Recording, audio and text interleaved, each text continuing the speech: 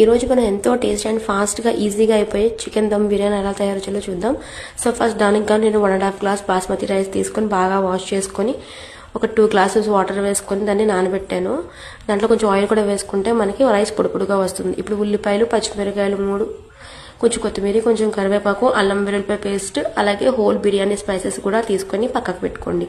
ఇప్పుడు ఒక ప్యాన్ పెట్టుకొని దాంట్లో ఒక 3 స్పూన్స్ ఆయిల్ వేసుకున్నా అండ్ 2 స్పూన్స్ గీ వేసుకుంటున్నాను. ఇలా ఎక్కువ వేసుకోవడం వల్ల నూనె అవి కొంచెం బిర్యానీ అనేది టేస్టీగా వస్తుంది. నూనె కొంచెం వేడెక్కాక బిర్యానీ స్పైసెస్ అన్నీ వేసుకొని కొంచెం ఫ్రై అవ్వనివ్వండి. ఒక 2 మినిట్స్ ఫ్రై అవ్వండి. ఇప్పుడు మనం ముందుగానే స్లైసెస్ చేసుకున్న ఆనియన్స్, పచ్చిమిరపకాయలు 2 కూడా వేసుకొని బాగా మగ్గనివ్వండి. ఇప్పుడు కొంచెం ఉప్పు కూడా వేసుకోండి. ఉల్లిపాయలు కొంచెం త్వరగా మగ్గుతాయి అనమాట. ఉప్పు వేసుకుంటే 1 స్పూన్ వేసుకున్నాను నేను. ఉప్పు వేసుకొని బాగా మగ్గనివ్వండి. ఇప్పుడు కొంచెం కొత్తిమీర, కొంచెం పుదీనా వేసుకొని బాగా ఫ్రై అవనివ్వండి. ఇప్పుడు ఒక 2 స్పూన్స్ అల్లం వెల్లుల్లిపాయ పేస్ట్ వేసుకోవాలి.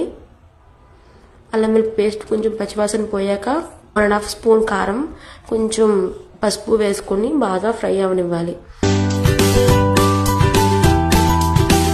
ఇలా నూనె తేలేంత వరకు ఫ్రై అవనిచ్చాక ముందుగానే చికెన్ వాష్ చేసుకొని ఉంచుకొని ఆ చికెన్ వేసేయండి. నేను ఒక 1 kg చికెన్ తీసుకున్నా 1.5 గ్లాస్ బాస్మతి రైస్కి. ఇలా కొంచెం చికెన్ నుంచి వాటర్ అన్నీ కూడా వచ్చి చికెన్ బాగా ఫ్రై అయ్యాక ఒక 1/2 కప్ కర్డ్ వేయాలి. పెరుగు కంపల్సరీగా వేస్తేనే టేస్ట్ బాగుంటుంది. దమ్ బిర్యానీ కాబట్టి కంపల్సరీగా పెరుగు వేసుకోవాలి.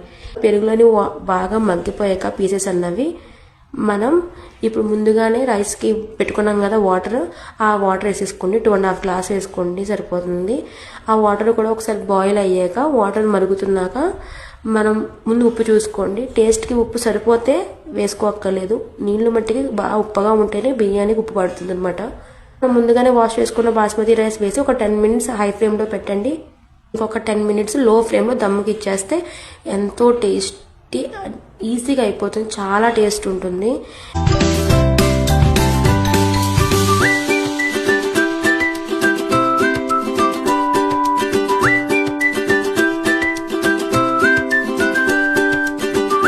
దీనికి మనం సపరేట్గా ఏమి కూర ఏమి వండుకోవాలి, ఇలాగే తినచ్చు. చూసారా పీస్ ఎంత బాగా మెత్తగా ఉడికిపోయిందో మనం పెరుగులోని అన్నిట్లో వేయడం వల్ల.